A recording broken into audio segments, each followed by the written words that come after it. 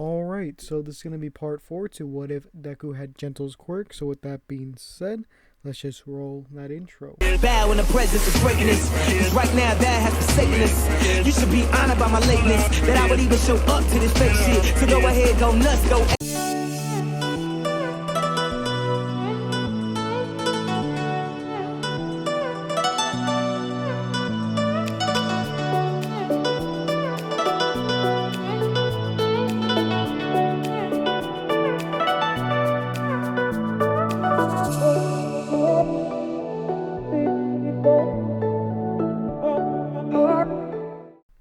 Alright, so in the last part we just got done with the USJ attack as well as Gentle joining All Might's kind of hero agency. So we're going to pick up from there.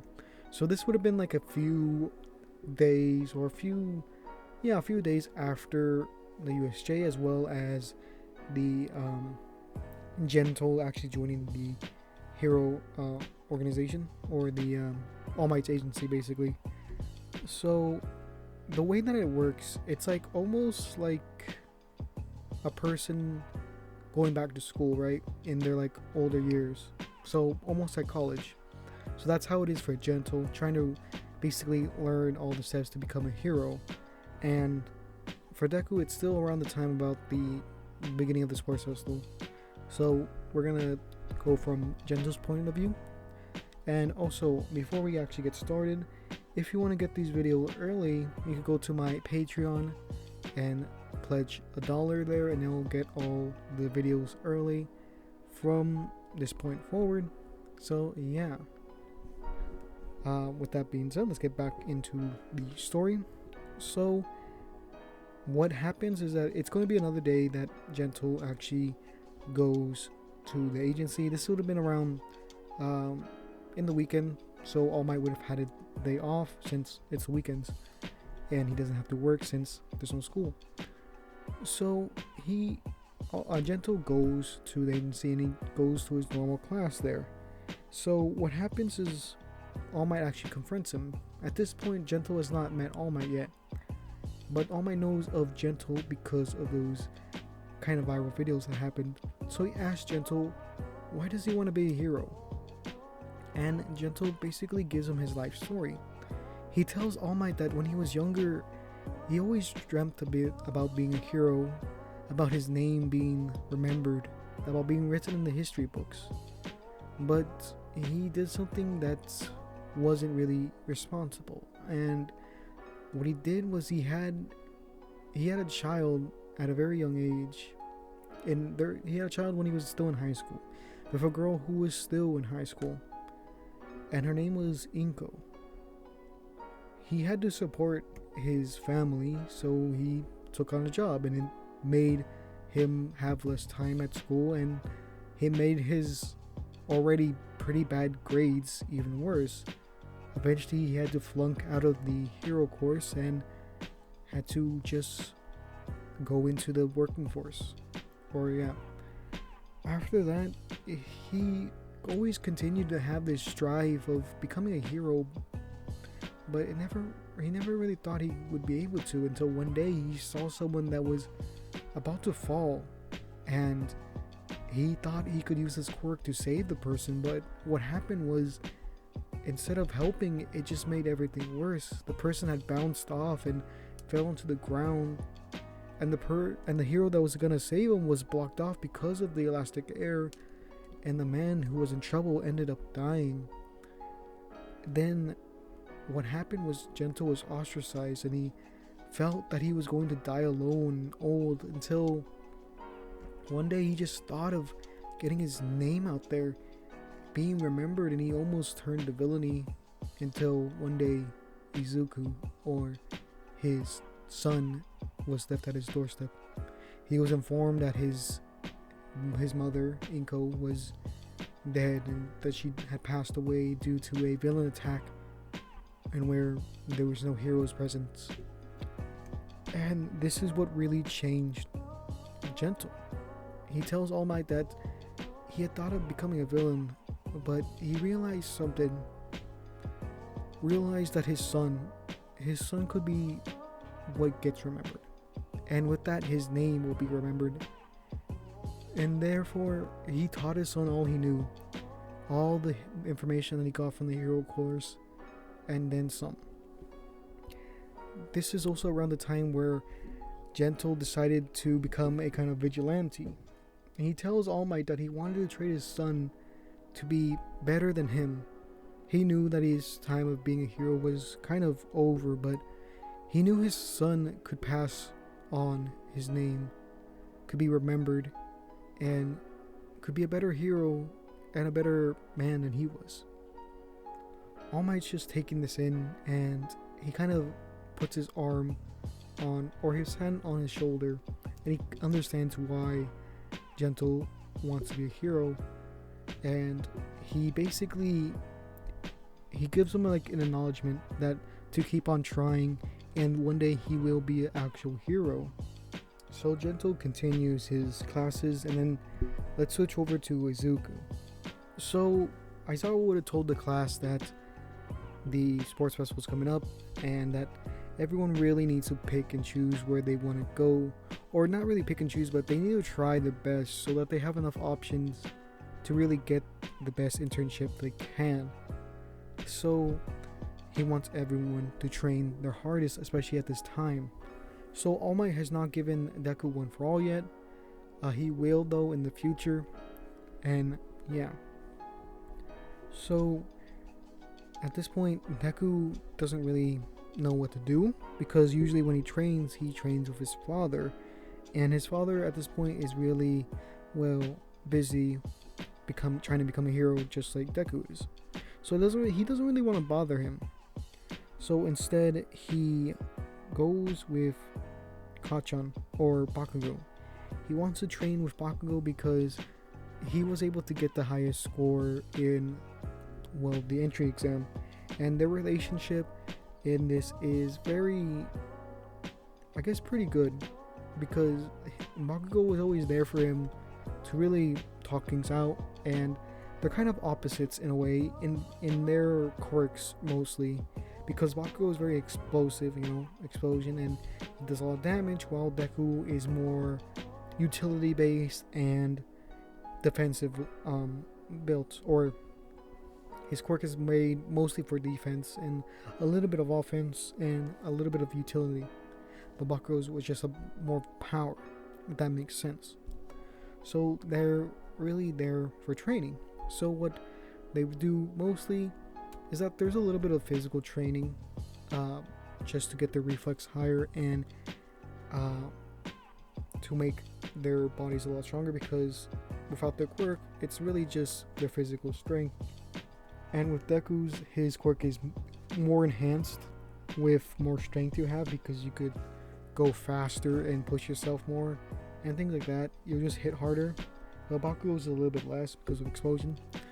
But yeah, they do that, and they also try to train their quirk. And one thing that they do is basically testing out his elastic air versus his explosion. That's a big thing that they do, and Deku keeps on trying to expand the range of how much air he can really become elastic, and how long he can do it for, as well as how can he use it, right? Because if he uses elastic air, and then what's he gonna do with it?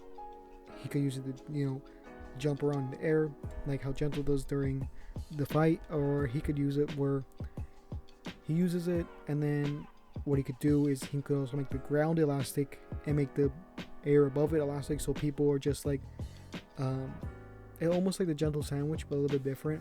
So they just keep on bouncing between the elastic air and the elastic floor. So that's one thing he could do.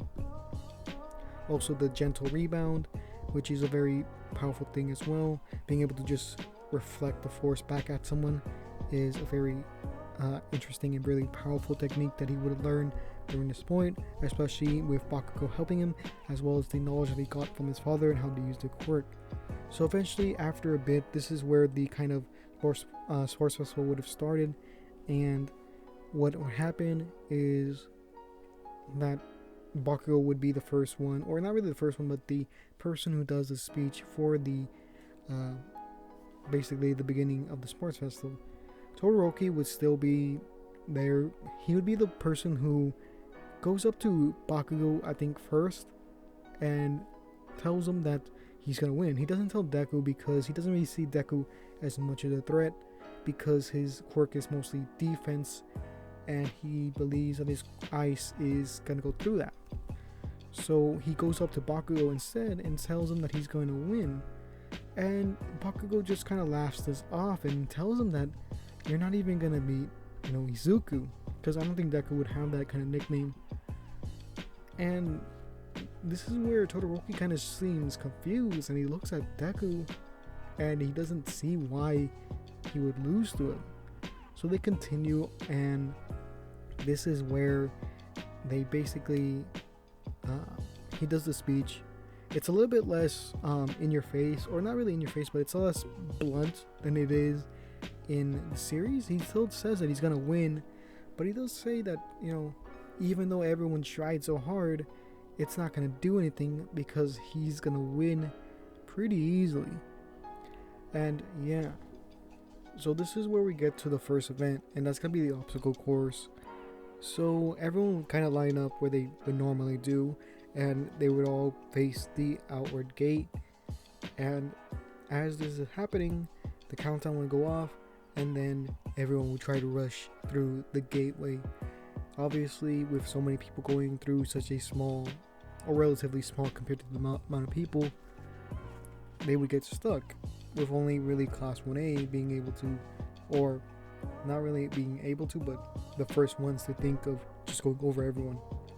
This would obviously include Deku, which would have a lot of experience with this kind of stuff because of the way that he fights and the way that Gentle would have taught him how to use his quirk, and that is to use elastic air to kind of bounce within the air.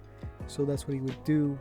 So eventually they would all get to the other side, with Deku being able to use the ground to bounce him everywhere and then stop it. So when other people were trying to use the same thing as him, it wouldn't really work as well, because it would obviously bounce him for maybe 1 or 2 bounces. But again, remember, whenever Deku makes something elastic, it doesn't stay elastic for that long. It does stay for a bit, but there's a limit to it. So he is pretty far ahead from everyone else, because when they do like a you could tell by the speed of when Gentle's able to like just jump off of things. It's pretty fast, especially compared to Deku using One for All, being able to barely kind of keep up, and that's like at least 8%, maybe 20. So we don't really know exactly, but it's most likely 8% or something in between 8 and 20. So it's pretty fast. So as Deku's kind of going and bouncing towards the finish line, this is where he eventually would encounter the 0 pointers. He has no real way of destroying them, so what he does instead is that he makes the ground beneath them unstable to the point that it makes it flip over. And then for the rest of the kind of contestants, Todoroki would just freeze the robots, and anything that was behind him would also freeze. So a couple of people would get their like feet frozen, and they would have to eventually get out of that, which they do.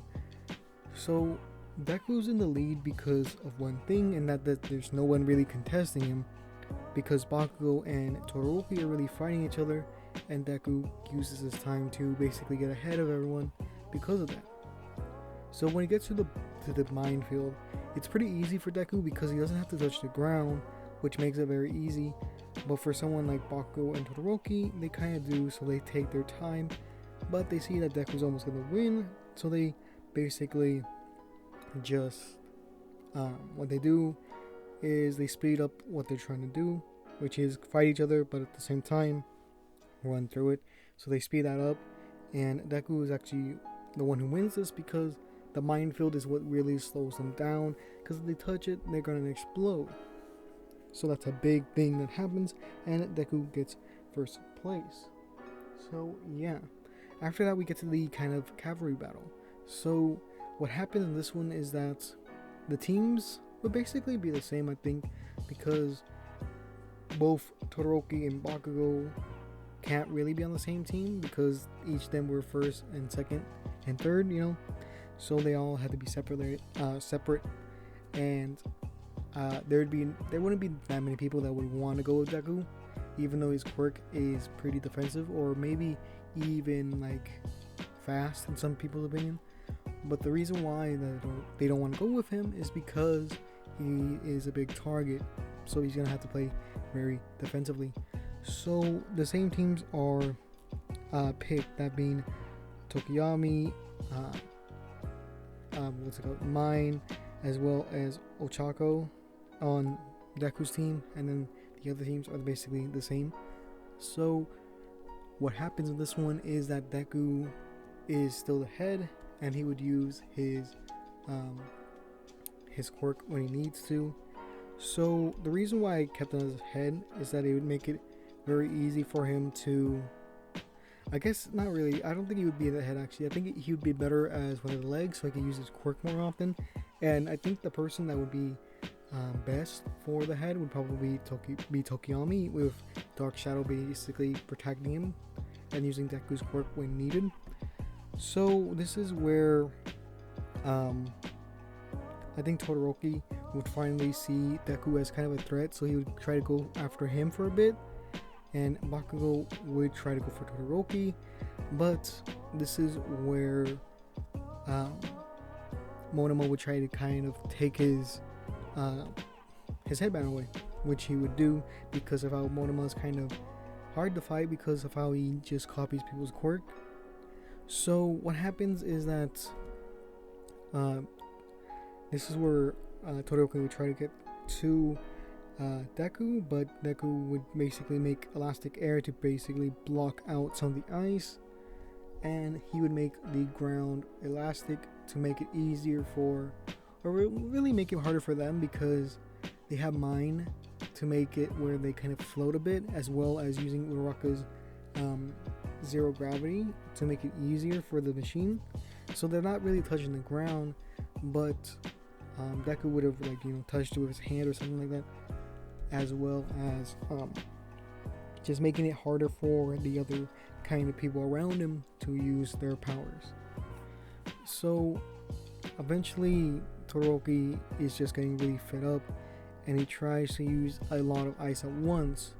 So what Deku does is he creates this huge kind of screen of elastic air. So this would have been basically the same size, or nearly the same size, as Todoroki's kind of ice. So this would have been very, very large. So as this is done, Todoroki doesn't really see a way to counter this, so he just tries to do even more ice, and it kind of breaks through the first layer, but then Deku just makes like a few layers behind it. So again, I like to preference that elasticity is kind of overpowered when you think about it, especially how Gentle uses it and how it can grow, I guess. So this just basically covers the entire kind of screen. So this is what happens after Deku creates this giant kind of screen of just elastic air. He does like a gentle rebound, and this just like shatters the ice and just reflects it back at everyone that's behind Todoroki, including Todoroki himself.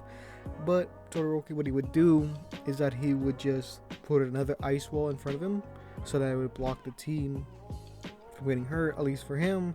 But then the pieces of ice would just go and hit other teams. This would include things like Monoma and Bakugo, as well as the other teams that are there.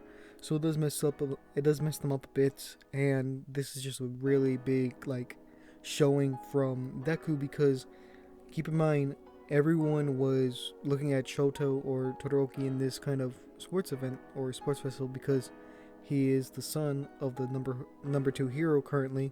So it would have been a big thing to just like keep focusing on him, because like Todoroki, I guess, is kind of the star player in a lot of people's minds, because they want to see how well he can do, if he's good as his father and things like that. So people are already looking at him and trying to already scout him. But to see this kind of kid that no one knows about just do this, it does have a bigger impact than if Todoroki did something amazing, if that makes sense. So yeah, we're gonna end it with Deku basically just being able to defend himself long enough for the timer to end. And yeah, so this is gonna be the end of the video. If you made it to the end of the video, please comment down CS and support the channel. If you want to support the channel in other ways, you can go in my link in the description and go to my Patreon, and you could pledge there for $1 and you get the videos early, or you could pledge more and get some other benefits. Or if you don't even want to do that, you could go to my link in the description for Beautiful Halo, and then you could get something using my link. So yeah, as always, we gotta shout out the Patreons, or the patrons. So in our gold tier, which is $1, we have the Pirate King, and in our platinum tier we have Panda Man 8. So yeah, I really want to thank you who pledge to my Patreon. So if you want to join them and be shout out in every video, then you can join the Patreon down below. So yeah, if you like this video, please subscribe, or if you like the video, please like it. If you want to see more of my content, please subscribe. So with that being said, this is gonna be the video. So yeah.